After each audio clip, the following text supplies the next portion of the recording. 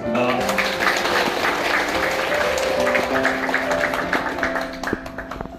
네, 먼저 우리 60주년 기념문집 책에 보시면 우리 박종혜 고모님의 작품이 있습니다. 홍승혜 선생님께서 박종혜 고모님의 작품 60층 서탑 위의 깃발을 낭독하겠습니다. 네, 앞으로 나와주십시오.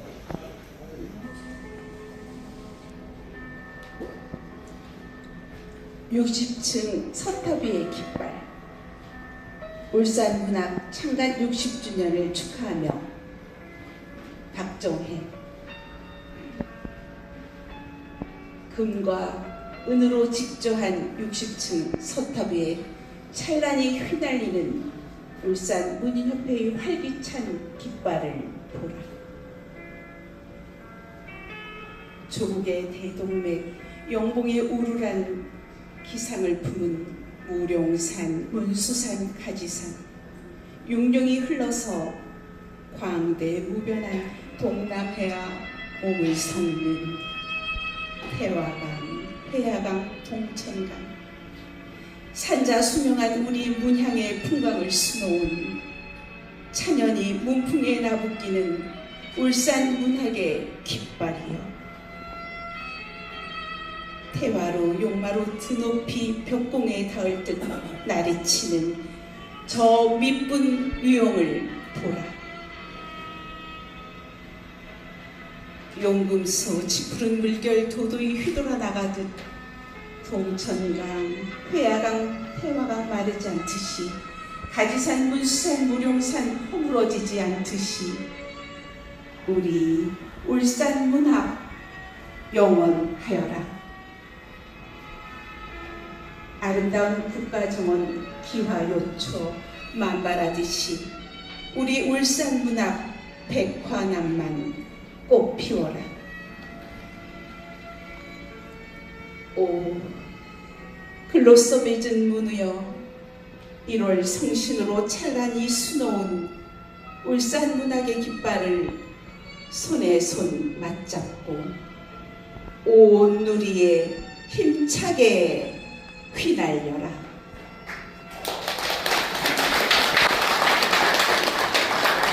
네, 고맙습니다.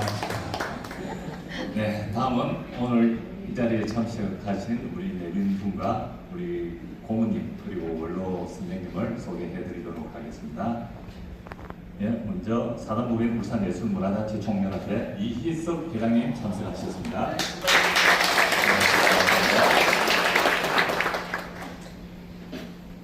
네, 그리고 우리 고모님 전체적으로 소개해드리겠습니다.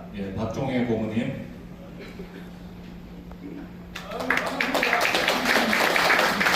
이상호 고모님, 이충호 고모님 조금 전에 오셨는데, 이충호 고모님, 전현영 고모님, 전영애 고모님. 반갑습니다. 네, 우리 그리고 원로 선생님이십니다. 김지철 선생님,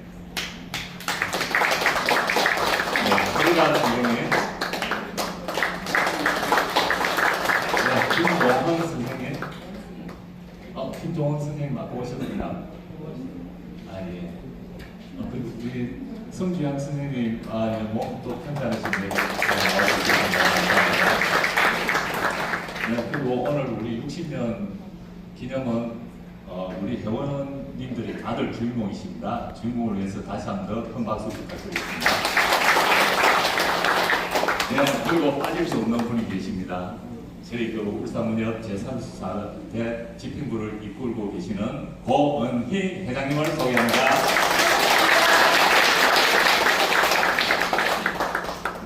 네, 바로 저희 고은희 회장님의 오늘 기념식을 맞이하여 인사 말씀 있겠습니다. 네, 존경하는 문인 여러분, 그리고 울산 문학을 사랑해 주시는 내빈 여러분, 반갑습니다. 울산 문인협회 창립 60주년 기념문집 출간회에 귀한 걸음해 주신 모든 분께 깊은 감사의 말씀을 드립니다. 60년이라는 시간 동안 울산문학은 수많은 문인의 열정과 땀 그리고 문학을 향한 한결같은 사랑 속에서 성장해 왔습니다. 척박했던 시절에도 펜을 놓지 않았던 선배 문인들이 계셨고 그 뒤를 이어 새로운 언어와 감성으로 울산문학의 지평을 넓혀온 문인들이 있었습니다. 그 발자취가 모여 오늘의 60년 울산문학사를 이루었습니다. 이번 기념문집이 나오기까지 우여곡절이 많았습니다. 여러 사정으로 기념문집을 엮는 데 어려움이 따랐으나 편집팀과 중진 작가님들의 도움으로 극적으로 출간하게 되었습니다. 원고를 보내주신 회원 여러분 그리고 울산문학의 발전을 위해 한결같이 힘을 보태주신 모든 분께 진심으로 감사드립니다. 이제 우리는 지나온 60년의 성취에 머무르지 않고 다시 새로운 길을 시작해야 합니다. 선배 문인들이 밝혀놓은 문학의 동부를 이어받아 후배 문인들에게 더 넓은 문학의 터전을 물려주고 시민의 삶 가까이에서 숨쉬는 문학을 만들어 나가려 합니다. 함께 해주신 모든 분의 무능과 건성을 기원하며 울산문인협회 창립 60주년과 기념문집 출간을 다시 한번 진심으로 축하드립니다. 감사합니다. 고맙습니다. 예, 다음은 오늘 내빈으로 참석하신 사단문인 울산예술문화단체 총연합회 이희석 회장님의 축사가 있겠습니다. 네, 반갑습니다. 네, 오늘은 제가 이 글을 좀 적어봤습니다. 왜냐하면 번데기 앞에 춤을 잘 실수할까 싶어서 축사 낭독하도록 하겠습니다. 네, 울산문인협회 창립 60주년을 진심으로 축하드립니다. 아울러 울산문인협회 창립 60주년 기념 문집 발간을 진심으로 축하드립니다. 예술은 시대를 기록하고 사람의 마음을 이어주는 가장 아름다운 언어입니다.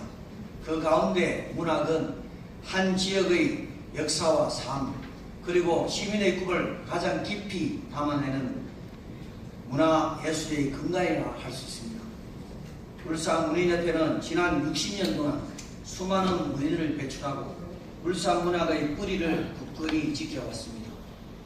산업도시 울산의 성장과 함께 시민들의 삶을 문학으로 기록하고 지역 문화의 품격을 높이는 데 큰 역할을 해왔습니다. 선배 문인들의 열정과 헌신 위에 오늘의 울산 문학이 더욱 풍성하게 꽃을 피울 수 있었음에 깊은 감사와 존경을 드립니다. 이번 기념문집은 지난 60년의 발자취를 돌아보는 소중한 기록인 동시에 앞으로 60년을 향해 나아가는 희망의 이정표가 될 것입니다. 문학을 사랑하는 모든 이들에게 울산 문학의 가치와 미래를 전하는 뜻깊은 문화유산으로 오래 기억되기를 기대합니다. 울산 예술문화단체 총연합회도 지역 문화예술이 더욱 활기차게 성장할 수 있도록 문학을 비롯한 모든 예술 분야와 함께 아낌없는 응원을 이어가겠습니다. 다시 한번 울산문인협회 창립 60주년과 기념문집 발간을 진심으로 축하드리며 울산문학의 찬란한 미래와 모든 문인 여러분들의 건강과 건피를 기원합니다. 행사를 준비하시느라 노고가 많으신 고은희 회장님과 사무 관계자 여러분께 진심으로 감사를 드립니다. 감사합니다.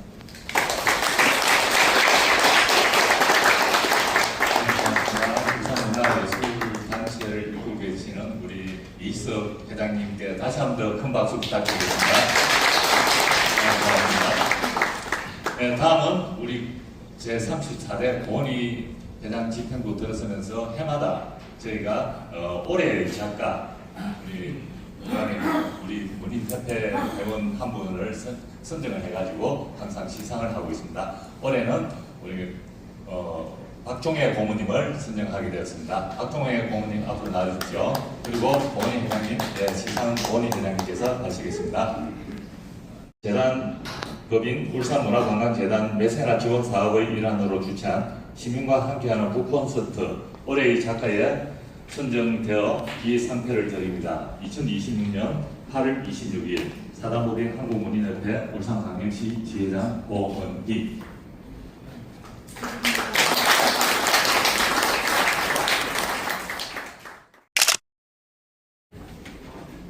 오늘 참 뜻깊은 날입니다. 울산문인협회가 결성된 지 60년, 사람으로 생각하면 회관 나입니다. 오늘 권희 회장님이 책도 잘 내시고 행사도 아주 기념 행사도 잘 하시고 또 김동완 국장이나 여러 임원들이 노고가 많았을 줄 압니다. 대단히 감사합니다. 오늘 자가상 말 듣는데 이거는 내 개인이 받는 것보다도 여러분들이 다 함께 받는 것으로 그렇게 생각했습니다. 제가 울산문인협회에 입회한 지가 원래 꼭 58년이 됩니다.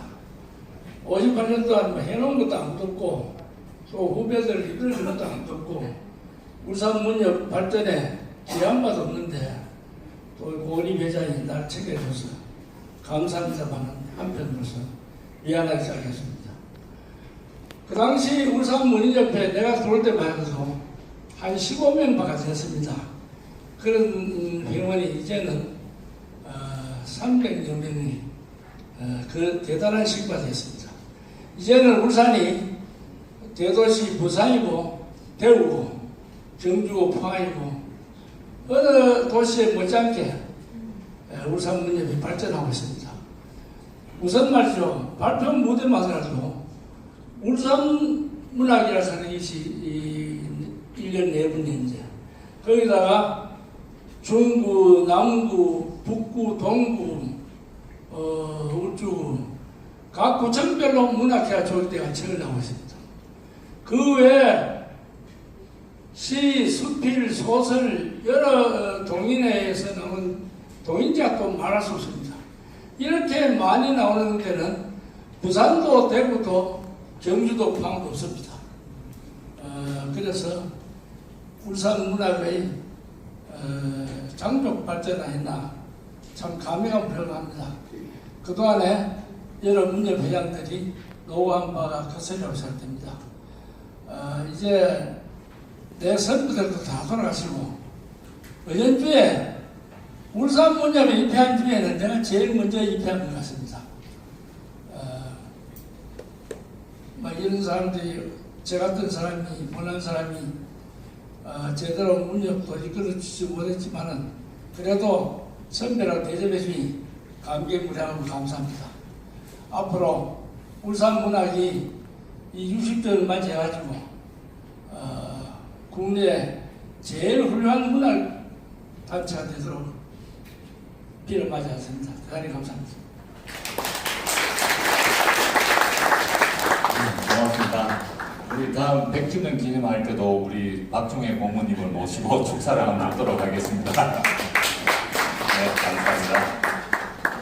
예, 바쁜 일정 속에서도 금방 참석하셨는데 우리 울산광역시 의회 이영혜 의장님 참석하셨습니다. 다시 한번 큰 박수 부탁드립니다.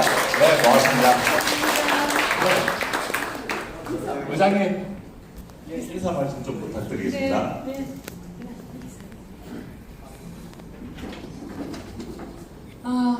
정말 늦게 해서 너무 죄송합니다. 저는 울산광역시의 이영애 회장입니다. 사실은 이 행사가 이렇게 멋지고 성대한 행사가 있는 줄은 몰랐는데요. 며칠 전에 우리 권 회장님 뵙고 하신다기에 다른 거 다 일정 던지고 오겠다 했습니다. 그래서 서해대전 갔다가 이렇게 왔거든요. 우리 박종혜 고모님 정말 오늘 작가상 수상 정말 진심으로 축하를 드리고요. 진짜 글이란 게 우리 또 성주영 우리 또 원장님 계시고요. 저도 어릴 때 글을 좀 꽤나 썼습니다. 그때는 뭐 장여상, 우수상, 차상 뭐 이런 상을 글짓기 하면서 좀 받았는데요. 늘 로망이 그렇습니다. 나이 들어가면서 참 글을 좀 쓰면 좋겠다. 근데 사실 요즘은 하도 안 쓰니까 글 써보려면 잘 안 쓰시더라고요. 그래서 저도 언젠가 이런 모든 일선에서 떠나고 나면 정말 제자로 열심히 배워야겠다 이 생각을 잠깐 하게 됩니다. 요즘 시대가 AI 시대지만 글은 사실은 쓸 수는 있겠지만 그 글 안에 작가의 정신이 안 들어가는 그죠. 그래서 이 글 쓰는 것은 영원한 기록으로 남기 때문에 특히나 저도 뭐 오늘 또 저희 지역에 이제 저기 새마을 문고 뭐 이런 데 행사 갔다 오면 제가 그 얘기를 했습니다. 글을 많이 읽어야 훌륭한 사람이 된다. 정리가 되고 그 정리된 것이 다시 밖으로 내가 하고자 하는 말을 전달할 수 있는 것. 결국은 글을 읽어야 된다. 그래서 그것도 화면, 요즘 잘 본 화면이 아니라 직접 활자된 책자를 봐야 된다고 제가 오늘 그 얘기를 좀 하고 왔습니다. 그래서 늘 정말 이 귀한 분들, 감히 제가 로망하고 있는 이 글 쓰시는 분들 정말 존경하고요. 부끄럽게도 시의회가 여러분이 이렇게 멋진 작품 활동하실 때 많이 도와드리지 못해 너무 죄송하고요. 앞으로 우리 회장님하고 많이 소통하고 혹시나 또 도와주시는 방법을 같이 고민하고 해서 더 멋지게 글 많이 쓸 수 있도록 저희들 열심히 응원드리겠습니다. 오늘 다시 한번 축하드립니다. 고맙습니다. 했고요. 또 그 자리에서 어떤 분의 글을 실을 것인지에 대한 많은 의견이 있었습니다. 지면 때문에 부득이 33분, 인터뷰 5분에 한정되게 되었지만 저희들 마음은 모든 분들의 작품을 다 싣고 싶었습니다. 이 마음만은 좀 헤아려 주시기 바라고요. 6월 20일까지 원고를 마감을 했고 그 나머지 분들에서 6월 말에 원고를 취합을 했습니다. 그리고 여름에 뜨겁고 더운 여름이었지만 저희들은 그냥 시원 천당에서 보냈습니다. 책이 나오기까지 많은 분들이 애써주셨고요. 연혁이나 뭐 화보 사진, 화보를 보시면 지나간 우리의 단체 60년이 잘 나타날 것입니다. 저 준비하면서 굉장히 뿌듯한 마음이 들었습니다. 최선을 다했으니 예쁘게 봐주시기 바랍니다. 감사합니다. 고맙습니다. 그럼 이어서 바로 기념 절단 시간을 갖도록 하겠습니다. 재란 씨.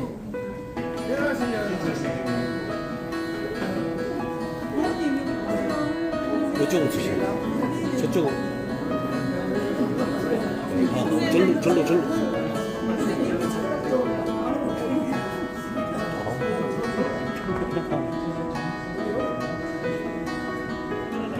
잠시만요. 잠깐만. 카메라 한번 봐주십시오. 여기 한번 봐주십시오. 한번 촬영하겠습니다. 카메라 보시고요. 둘, 셋.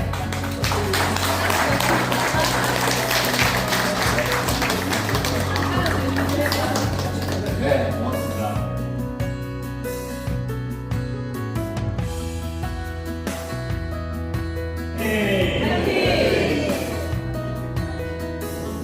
여러분 반갑습니다.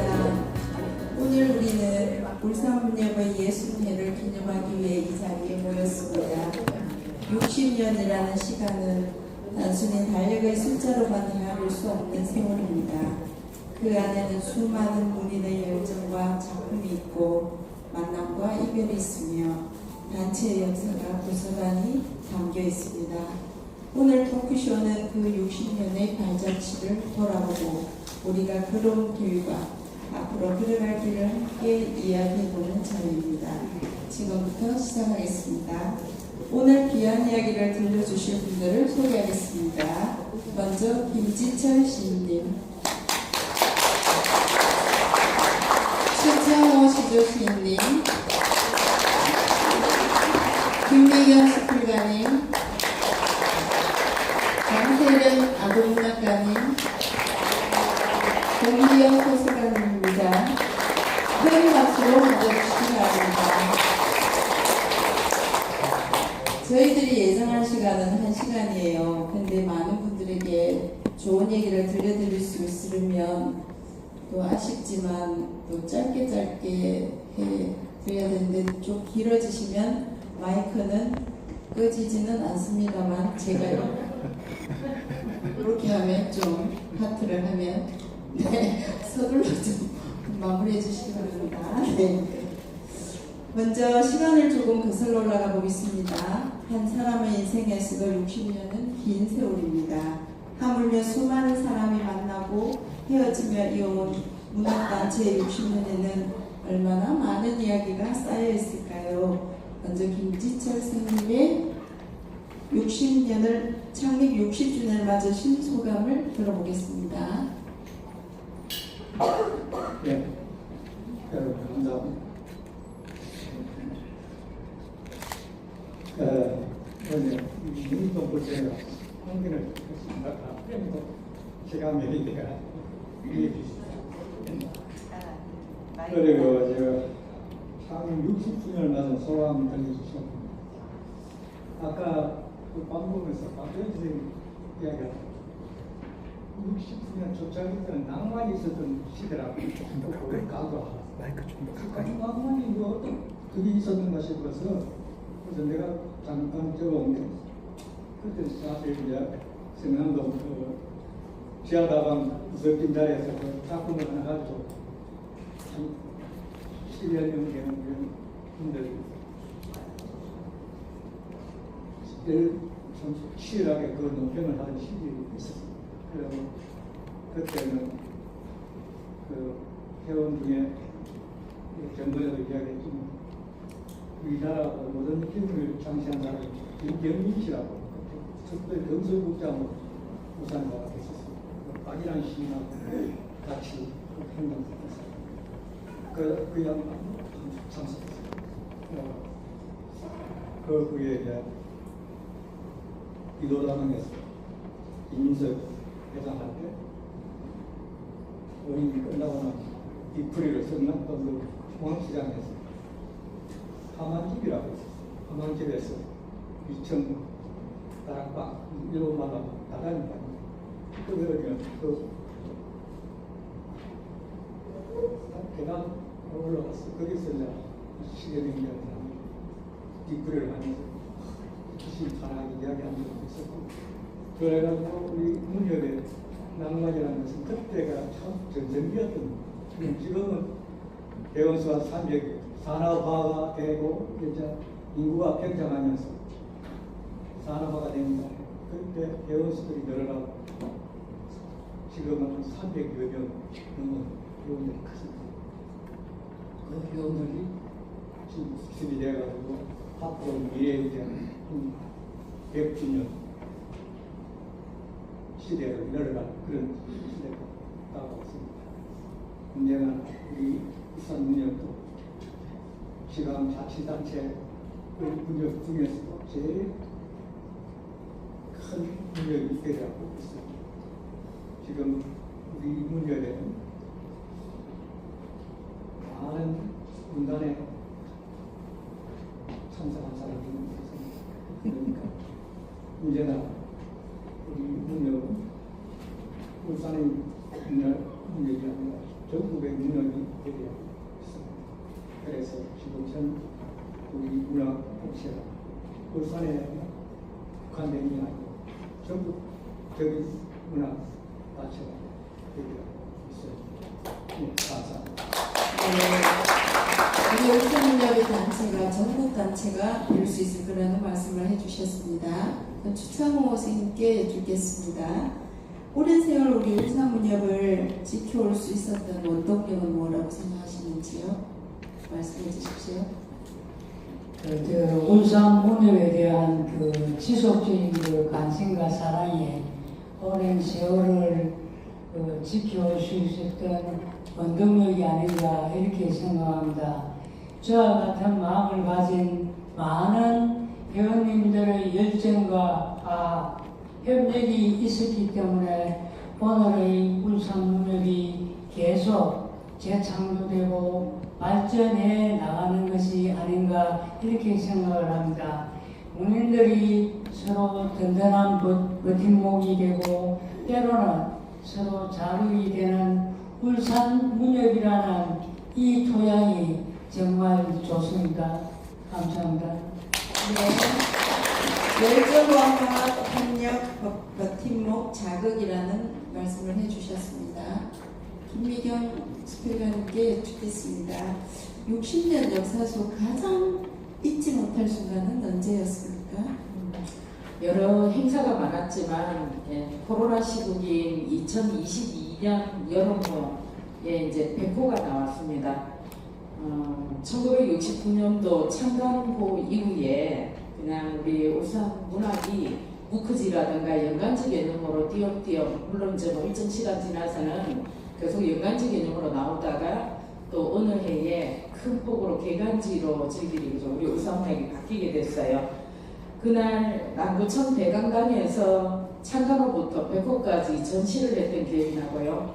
또 동영상으로 창간호부터 백호까지의 표지를 동영상 제작해서 같이 봤던 기억이 오래오래 남습니다.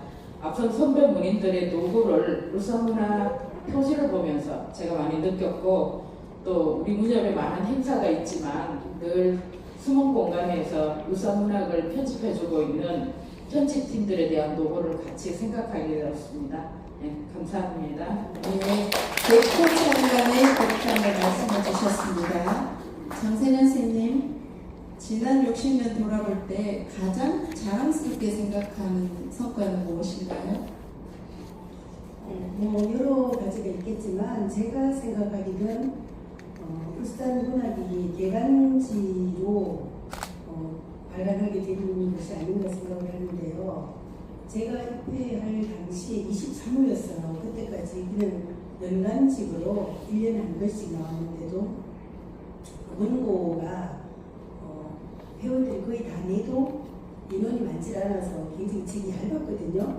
근데 개간지가 되면서 이제 회원도 늘고 그래서 물론 그 양적인 문제와 질적인 문제가 조금 비례하는 건 아니지만 어쨌거나 전국 6대 광역시 규모에 어울리는 그런 그 개간지로 추가를 하게 된 것, 이것이 가장 좀 자랑스러운 일 같고요. 지금 보면은 거의 그 6대 광역시 중에 문인 회원 수는 울산이 제일 적어요. 근데 개간적으로 할 수 있었다는 게 저 개인적으로는 좀 자랑스러운 기억으로 있습니다. 저 업적을 세우신 분이 여기 이충호 선생님이십니다. 감사합니다. 네, 우리 박종혜 고모님께서 1968년에 입회를 하셨다고 하셨어요. 그 제 호적상 나이랑 출생 연도가 똑같습니다. 호적상입니다. 네, 감사합니다. 저는 그 입회한 이후로 당연히 개간지로 발행이 되고 있는 줄 알고 있었는데 그런 또 벅찬 감동 순간이 있었던 것 같습니다. 자, 다음은 공통 질문 들어가겠습니다. 오랜 시간 제가 보니까 이분들은 꾸준히 문학 단체에서 활동을 하셨고요. 자, 그 노하우를 말씀해 주시고 또 회원들에게 가장 전하고 싶으신 말씀이 있으면 무엇인지 한 분씩 다 말씀해 주시면 감사하겠습니다. 우리 권비영 쌤부터 해주세요.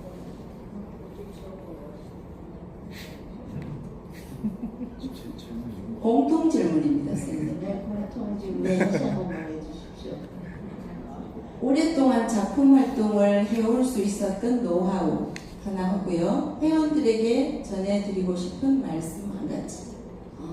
오랫동안 했다고 할 수도 있겠네요. 이제 제가 95년부터 문협에 들어와서 했으니까 오랫동안 했는데 노하우라고 얘기할 건 없고요. 아마 작가에 대한 소망이 좀 깊었었던 것 같습니다. 그래서 어려서부터 글쓰기를 또 좋아했었고 쓰다 보면 더러 상도 받고 그러다 보니까 이쪽으로 관심을 갖게 됐고 그리고 이제 초기에 그런 관심을 가졌고 조금 글을 쓰다 보니까 인간에 대한 탐구 그게 제일 깊었던 것 같습니다. 그래서 지금도 이력 하나만 열심히 쓰고 있는데 후배들한테 하고 싶은 말은 어차피 이 길을 서셨으면은 열심히 또 진지하게 문학을 하셨으면 좋겠다는 말씀 드리고 싶습니다. 아닙니다. 네, 감사합니다. 장선혜 선생님. 네, 저는 노하우라는 보면 저 역시 그렇긴 한데요. 그냥 뭐딱 문인이 되겠다는 생각도 없었고 그게 등단기인 줄도 모르고 어쩌다 보니 정말 얼떨결에 등단하는 얼떨이란데요. 근데 쓰면서 나날이 계속 재미를 느끼는 것 같아요. 그래서 지금도 저는 글 쓰는 게 재밌어요. 근데 재미있으면서 하니까 오래 가는 것 같고요. 물론 뭐 대작은 못 쓰지만 그러거나 말거나 남들이 알아주거나 말거나 이게 좋습니다. 그래서 후배 작가님들도 본인이 어차피 시작을 했으면은 그 끈을 놓지 말고 즐기면서 했으면 좋겠다는 그런 바람을 전합니다. 이상입니다. 감사합니다. 저는 제가 쓰고 있는 수필이라는 장르의 특성이 아닌가 이렇게 생각합니다. 일상생활 속에서 깨닫는 체험과 사유가 있다면 그냥 기록하고 싶어지는 마음, 이것 때문에 제가 작품 활동을 하고 있다라고 표현합니다.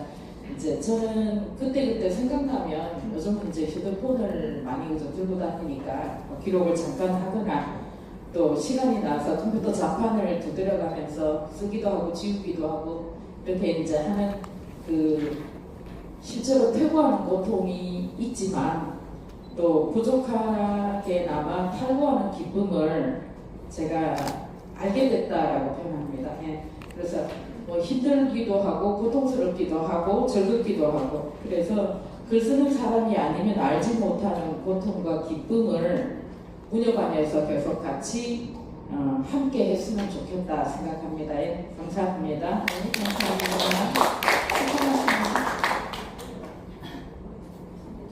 그 문학 작품은 일단 읽혀져야 한다고 생각을 합니다.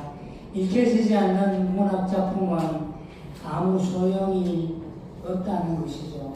그러기 위해서는 자기가 느낀 감동을 작품화해야 합니다.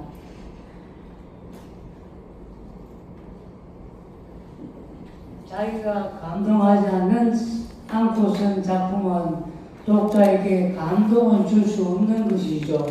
이것이 오랜 시간 동안 작품 활동을 할 수 있었던 노하우라고 생각합니다.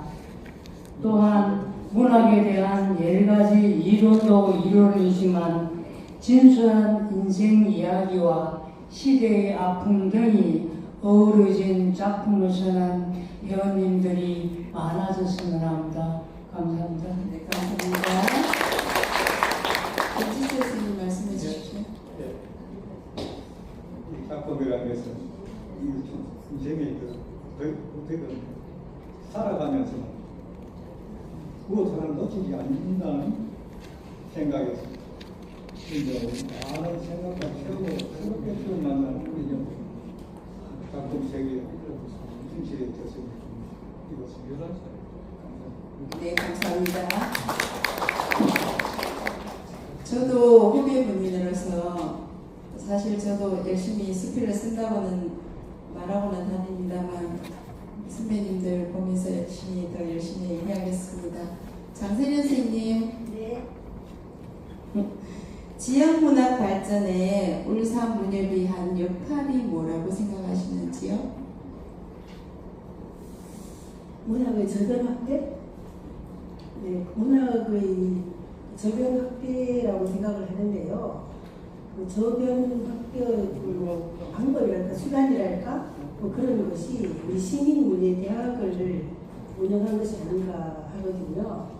물론 뭐 그렇게 해서 그 문예들이 정말 전부 어디에 남을 가는 작품을 쓰는 건 아니지만 다들 일단 글을 쓰는 것을 즐기시는 것 같아서 그리고 시민문예대학에 보이는 어떤 열정들 이런 걸 보면서 우리 문예협회가 문예대학을 운영하는 것이 정말 울산의 시민들에게 문학에 대한 홍보라든가 취미라든가 흥미 이런 것을 유발하는 데 아주 큰 역할을 했다고 생각을 합니다.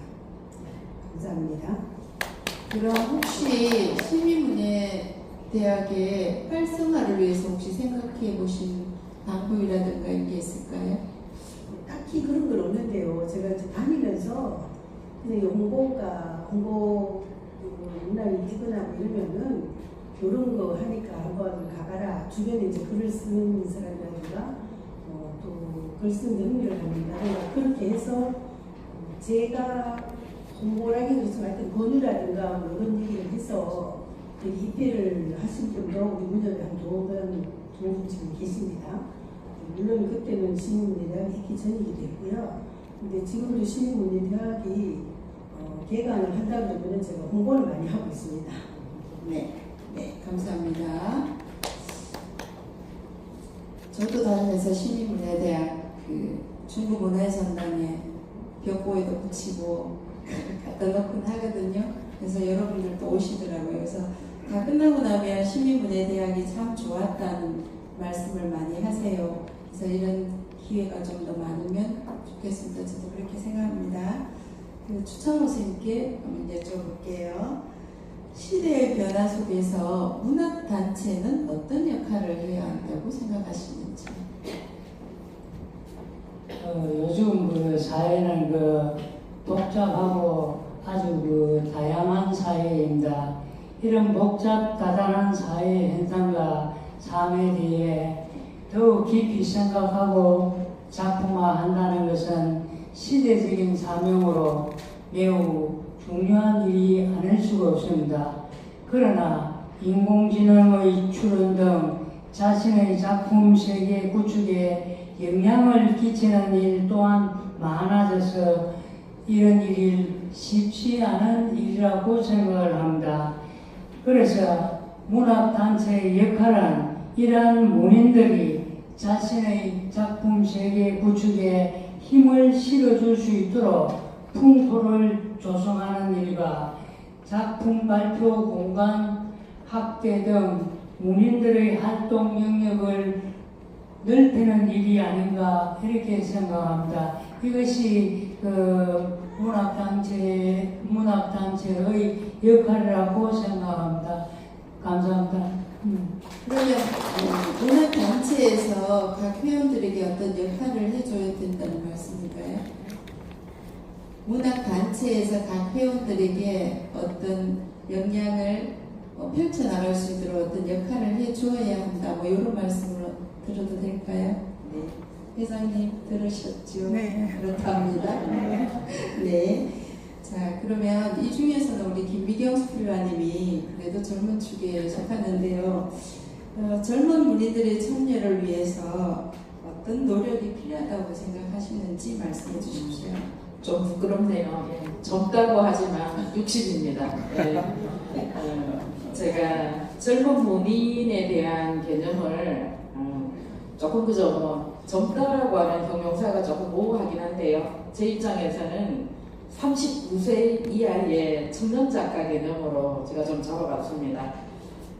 우리 울산문협에서 그 젊은 작가들의 문전 성시를 위한 3가지 제안 정도 한번 고민해봤습니다. 첫 번째는요, 등단 준비 과정에 있는 청년 작가들이 있다고 생각하거든요. 그런 분들을 이렇게 주변에서 알게 되면 울산문협에서 준회원 제도라든가 이런 걸 만들었으면 좋겠다는 부분 첫 번째이고, 두 번째는 우리 울산문학에 회원이 되신 청년 작가가 있다면, 젊으신 작가가 있다면 청년 작가 발표 지면을 의무화해서 그분들이 늘 울산문학에서 활동하고 있는 부분을 회원들이 같이 공유하고 그 지면을 주어지니까 참가를 또 안 할 수가 없잖아요. 그래서 그런 분들이 울산문협에서 활동하면서 더 많은 우리 울산문협에 할 일들이 굉장히 많은데 그런 부분들을 같이 나누어서 하면서 대를 이어가는 그런 울산문협이 됐으면 좋겠습니다. 세 번째는 돈이 듭니다. 예산이 되는 부분인데요. 어떻게 보면 가장 실효성 있는 방법이라고 봅니다. 신인 청년 작가를 발굴하고 우리 울산문협에 이렇게 회원이 될 수 있는 청년문학상이라든가 이런 부분을 만들어서 우리 울산문협에서 운영을 한다면 좋은 어떤 그 청년 작가들이 울산에서 활동을 좀 많이 하게 될 것 같습니다. 예, 감사합니다. 네, 감사합니다. 그 노력을 3가지로 말씀해 주셨는데요. 첫 번째가 등단 준비 과정을 청년 작가를 발굴해야 한다. 두 번째, 청년 작가의 발표 지면을 확보해 줘야 한다. 세 번째는 발굴해서 청년 문학상을 줘야 한다. 상금은 어느 정도로 생각하십니까? 많으면 많을수록 좋겠습니다. 예. 적어도 울산문협 회원들이 청년 작가를 예우해 준다면 예, 충분히 그저 선배님 하면서 따라다닐 것 같습니다. 좀 회장님 발굴 좀 많이 해주십시오. 네. 상주 작가 제도 들어보셨죠? 그 올해부터 상주 작가의 청년 작가를 도입하는 시스템을 했어요. 그런데 울산에는 청년 작가가 없습니다. 그래서 아무도 지원을 안 했어요. 안타까운 현실입니다. 자, 그러면 이제 조금 젊은 세대로 시선을 옮겨보겠습니다. 60년 전의 문학 환경과 오늘의 환경은 크게 달라졌습니다.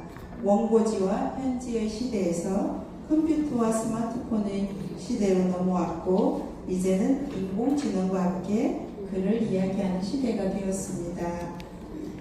본비영생님, 디지털 시대와 AI 시대에 문학은 어떤 가치를 지녀야 한다고 생각하시는지요? 제가 거의 컴퓨터 매니아거든요.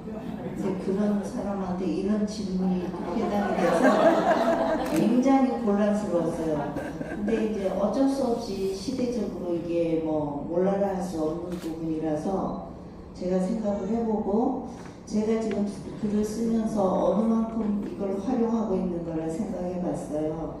그랬더니 AI로 요새 소설을 써서 이제 응모하는 사람들도 많고 그래서 심사하는 입장에서 보면 AI로 쓴 글을 골라내기가 엄청 바쁘다고 그래요. 실제로 다 골라내지도 못할 것 같은데 저도 사실은 AI를 조금 이제 활용을 하고 있는 것이 어떤 사실에 대한 역사적인 문제나 그런 거는 컴퓨터 딴 데도 찾아봐도 되지만 요새 AI가 가장 가까이 있으니까 저도 조금 아주 요만큼 이용하는 편인데 젊은 층에서는 그 활용도가 엄청나다고 봐요. 그래서 앞으로 소설이라는 장르가 AI들의 조합이 되지 않을까 하는 걱정도 있는데 그럼에도 불구하고 작가의 혹은 소설가의 자존심으로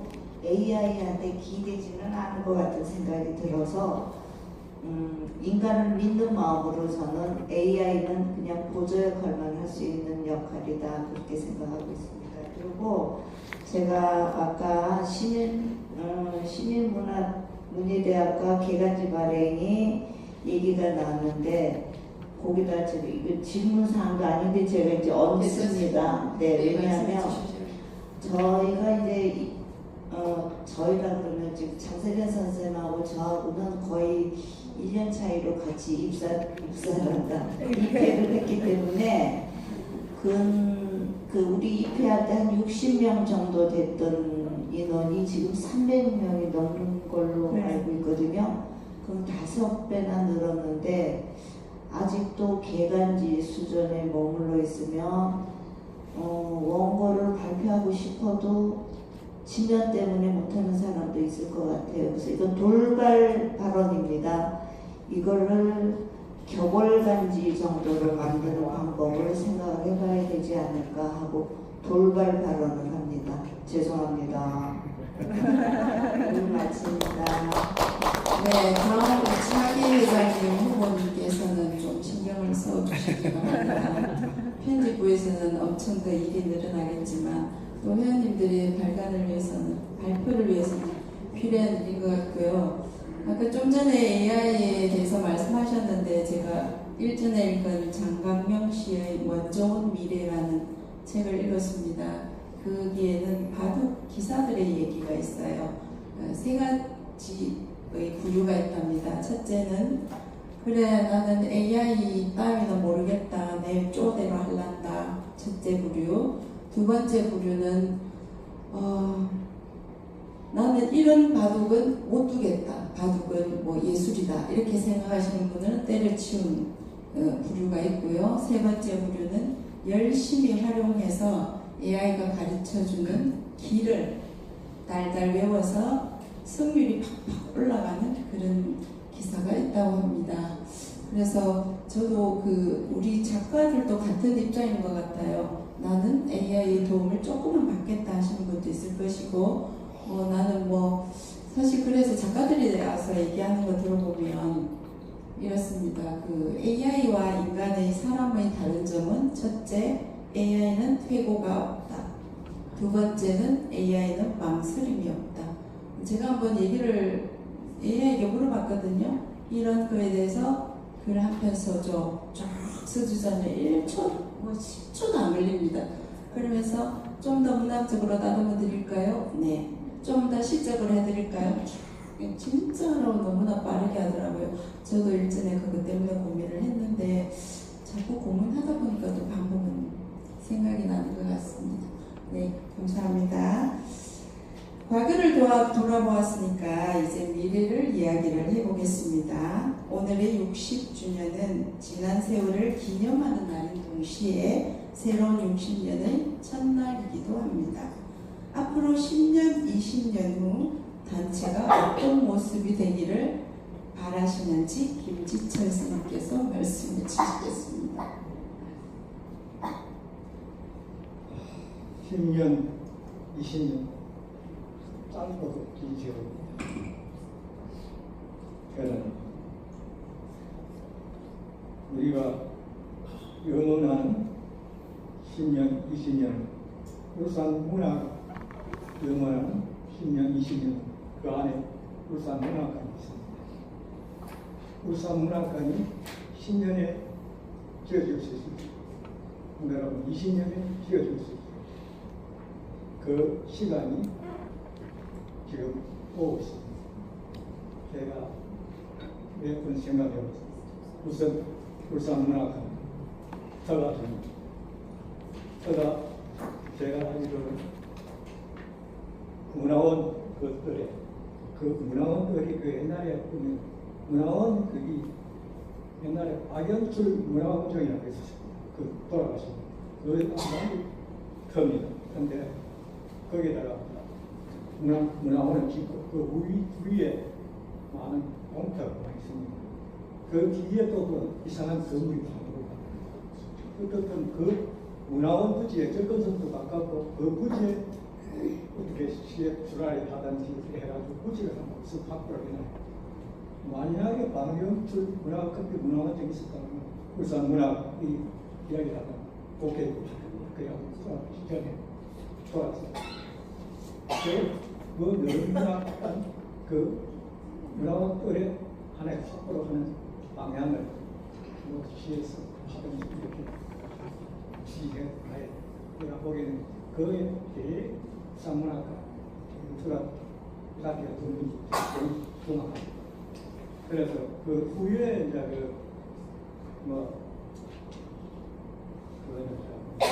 지금 원래는 그거는 없는 어떤 정책적으로 하든 기업을 움직이든지 해가지고 문학을 10년, 20년 안에는 완전히 들어서야 돼요.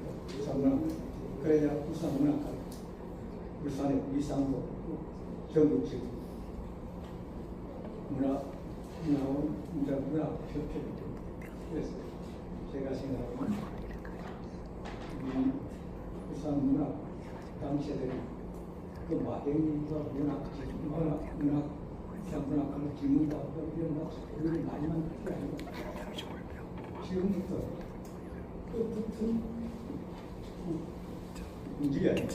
제일 중요한 건 정책적으로 움직이는 해가지고 그 문화원 부지 20년 안에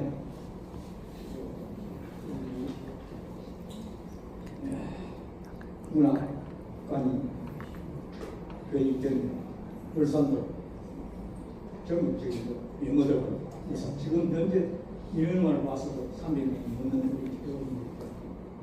그때 울산 문화 진명한 울산 전체 문화 전국적 문화 그래서 문화관 서울관 지금 진행해 나가요. 10년, 20년 짧고 힘들어요. 그래서 지금부터 정부에도 문학관 이래서 이야기 하는데 구체적인 이야기를 들어요. 그것은 우선 현재 나온 문화원도 부채 활용해 최선을 활용해 회장인데요. 그 회장이 앞에 그 소리 하니까 좀 미안하지만 그게 한 생각하고 해본 적 있습니까? 문화원 그 부지를 한 번씩 해가고 네. 그건 그 남국문화원은 그게 저희하고는 좀 무관하게 별개 장소거든요. 네. 그게 근데 딴데 어디 이게 자꾸 저희가 딴 방향으로 그러는 건데 네. 하나 부지를 한번 세워본 적이 있습니다. 물색은 저희가 중구 쪽에 많이 했었거든요. 했는데 그 인프라도 중요하지만 안에 그 저희가 거기에서 운영을 어떻게 하느냐 이제 그런 문제들이 또 있더라고요. 문제는 네. 그렇게 되더라도 거기 네. 상당한 인원이 또 있어야 되고 하니까 네. 지금 오영수 문학관이 지금 원장했지만 그래도 상당한 인원이 인천에서 울산 문학관 하면 시청에서 이제 그 상당한 인원이 나가요. 네. 그러니까 그 접근성이 제일 가까운 데가 나는 시집도 KBS도 있고 그래서 그러니까 나오니까 가까운 데 여기에서 네. 일단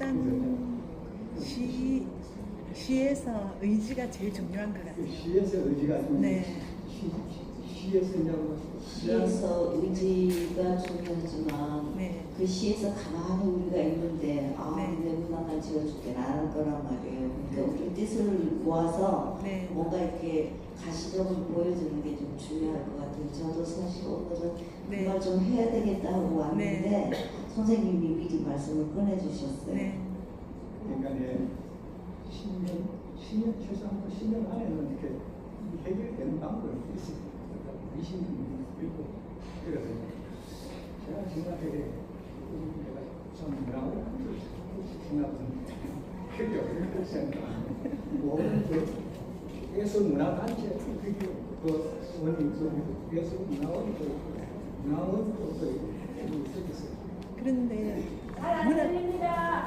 네. 근데 문학관은 사실은 시민을 위한 거거든요. 문학관 자체는 우리 문인이 아니라. 그래서 문인들에게 필요한 거는 그 문학회관이 필요한 거거든요. 문인들은 그게 필요한 거고 문학관은 그 도시의 어떤 랜드마크가 될 수 있는 게 문학관이지 않습니까? 그래서 타지에서도 또 와서 벤치마킹도 할 수 있고 그런 공간이고 다 시민을 위한 그런 공간이죠. 네, 회장님의 좋은 말씀 들었고요. 네. 10년, 20년 후에는 네. 꼭 문학관 건립이 되었으면 좋겠다는 우리 김지철 선생님의 말씀이었습니다. 감사합니다. 그 문화원 틀을 줘야 되는데 저라도 시장님의 바지가랑이를 잡고 달라 하면 주신다면 저도 가서 바지가랑이 좀 잡아보겠습니다. 네, 감사합니다. 자, 이제 공통 질문인데요. 우리 선배 본인 스님들께서 물려줄 후배들에게 물려줄 가장 소중한 정신이 무엇인지, 또 문학을 사랑하는 시민과 후배 문인들에게 남기고 싶은 메시지는 뭔지 모두 말씀해 주시면 감사하겠습니다. 또 군병쌤부터 갈까요? 질문은 하나 꼭 저만 시키십니다. 저는 아까 지금 문학관 얘기할 때 전부터도 우리가 이게 그 논의가 있긴 있었잖아요. 네. 있었는데 10년, 20년은 너무 먼 것 같고 네. 한 5년 안에 어떻게 그 시장님 내지는 시청을 좀 움직여서 해보는 것이 어떨까 싶은 생각을 하면서 그럼 어떤 방법으로 할 것인가에 대한 거는 제일 무식한 방법으로 찾아가서 좀 해주십시오 하고 일단은 한번 무식하게 덤벼보는 게 쉬울 것 같고요. 네. 요새 하도 유튜브니 뭐니 해서 소설조차도 유튜브로 보고 책을 읽는 사람이 없습니다. 거의 없습니다. 그래서 책도 안 팔리고 읽는 사람도 없고 그런데 사실은 문학이라는 걸 듣는 것보다는 눈으로 보고 머리로 생각하고 해야 되는 문학 분야잖아요. 그래서 책을 읽을 수 있는 방법을 찾는 것도 좋지만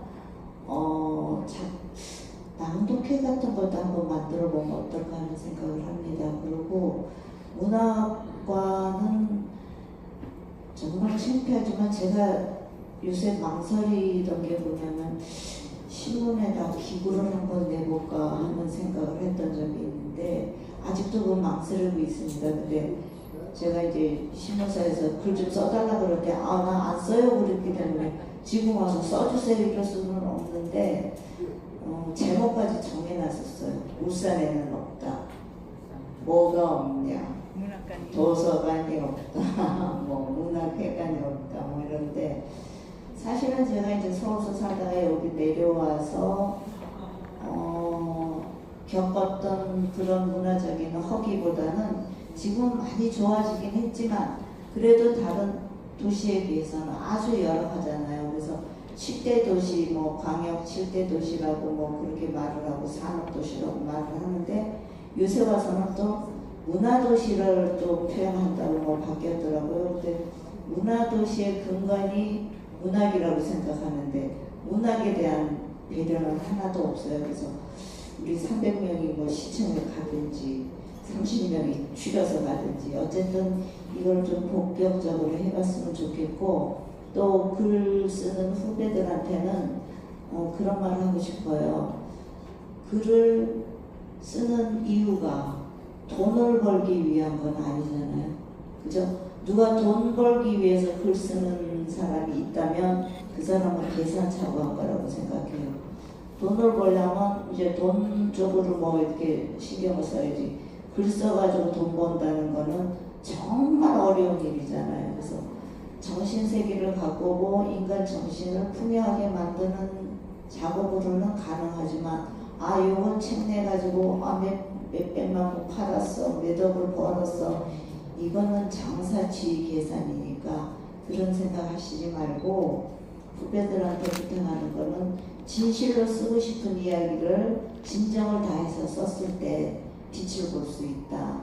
그 마음으로 꾸준하게 변함없이 글을 쓰셨으면 좋겠습니다. 네, 감사합니다. 저도 지금 두 가지 질문 중에 한 가지밖에 생각이 안 나는데요. 일단 그 후배 작가님들에게 들려주고 싶은 말이라든가 이런 것은 좀 영혼을 갈아 넣어서 쓰는 글을 썼으면 좋겠어요. 이게 무슨 말씀이냐면 요즘 AI를 활용해서 쓰는 사람들이 많잖아요. 저희도 실제로 심사를 해봐도 보면 비슷한 작품들이 너무 많이 나와요. 그거는 다 대부분이 다 AI를 활용해서 쓴 것인데 왜 그런가 하면은 거기에 명령어를 다들 비슷하게밖에 못 넣는 거예요. 근데 명령어를 좀 더 독특하게 넣어서 얼마나 구체적인 답안을 얻어내는가 하는 거는 결국은 인간의 능력이거든요. 그럴 때는 책을 많이 읽어야 되고 또 글도 부지런히 써야 되고 일단 글을 쓰려면 또 독서를 해야 되는데 제가 보기에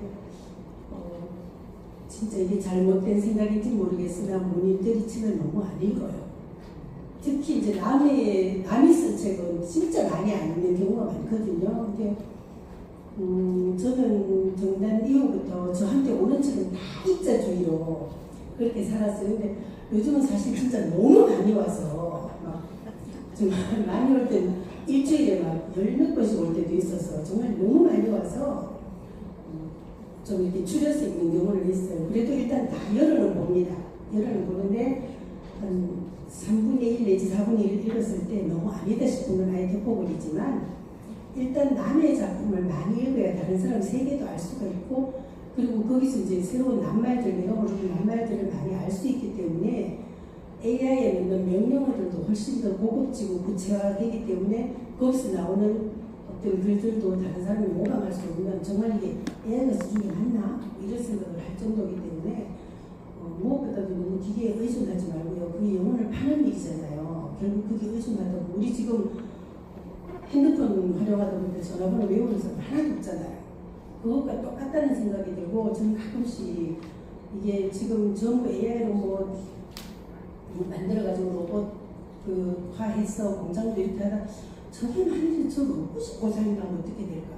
그리고 AI가 이게 만일에 전기가 없어져가지고 이게 만약에 안 들어가면 세상이 어떻게 될까? 이런 상상을 해보면서 이것도 한번 도와서 써볼까? 이런 생각도 하거든요. 그런데 이런 거를 우리가 좀 생각을 해서 본인이 좀 영혼을 갈아넣은 작품을 쓰면 좋겠다. 그것이 당부 말씀이에요. 그리고 첫 번째 질문 모르겠어요. 그냥 이상으로 할게요. 네, 감사합니다. 김정선.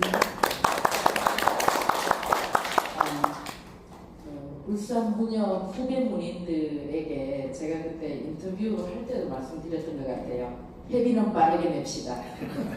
네, 행사는 적극적으로 참여하고 단합하는 회원이 되어주셨으면 좋겠다는 부분하고요.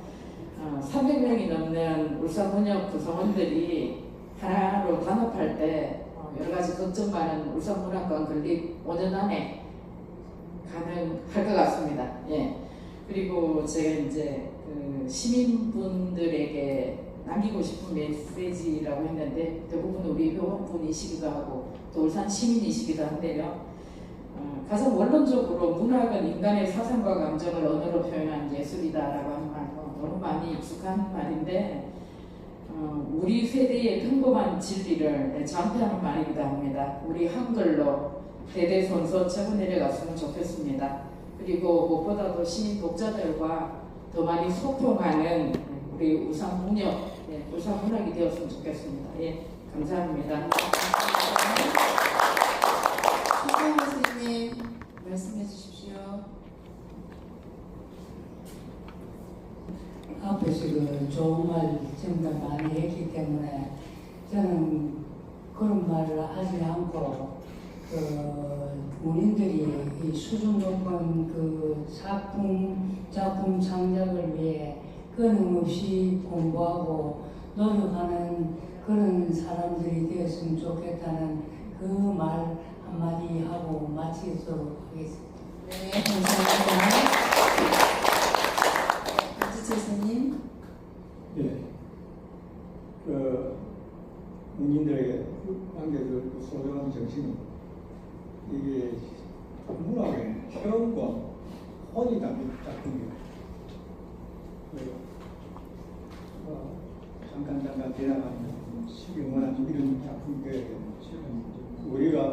우리가 쓰는 문학 정신은 하나의 문장이 세상을 바꿀 수 있다는 그런 신념으로 작품을 써요. 우리 문장 하나가 세상을 바꿀 수 있는 그런 작품입니다. 그래서 그런 AI를 문학에다 자꾸 기입시키라고 AI를 문학에 기입시키는 그것은 로봇밖에 안 되죠. 이 터키시는 정신이나 혼이 담깁니다. 이미지가 담깁니다. AI가 들어가면 그 완전히 참 기계화돼가 진정한 문학이 아닙니다. 그래서 저는 AI를 문학에 도입하는 것을 그래서 저도 뭐 저는 작품을 만약에 AI를 써가지고 문학을 냈는데 아마 생각해보니까 AI라는 것은 문학에 접근해가 문제성입니다. 네, 감사합니다. 우리 김미영 선생님께서는 본격적으로 해보면 좋겠다, 문학을.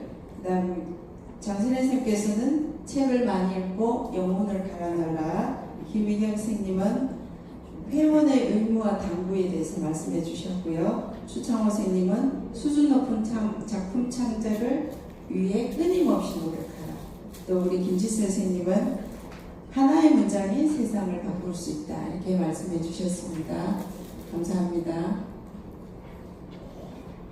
이금희 아나운서라고 아시죠? 유명하신 분이니까 그분이 외국인에게 이문세의 노래 옛사랑에 대해서 가사를 가지고 강의를 하는 부분을 제가 본 적이 있어요. 그게 서성이다를 뭐라고 설명할 것인가? 서성이다. AI는 과연 이 단어를 이해할 수 있을까요? 이해를 못할 것 같습니다. 그럼요, 사무치다라는 단어는 뭐라고 설명을 해야 합니까? 라고 했을 때 사무치다는 우리가 뼈에 사무치다라고 하잖아요. 나사못으로 뼈를 박아서 다시 빼는 게 사무치는 거다, 이렇게 말을 하더라고요. 제가 그 작품을, 그 얘기를 들으면서 참 우리말이 심오하고도 많은 것을 품고 있구나 하고 생각을 했습니다. 네.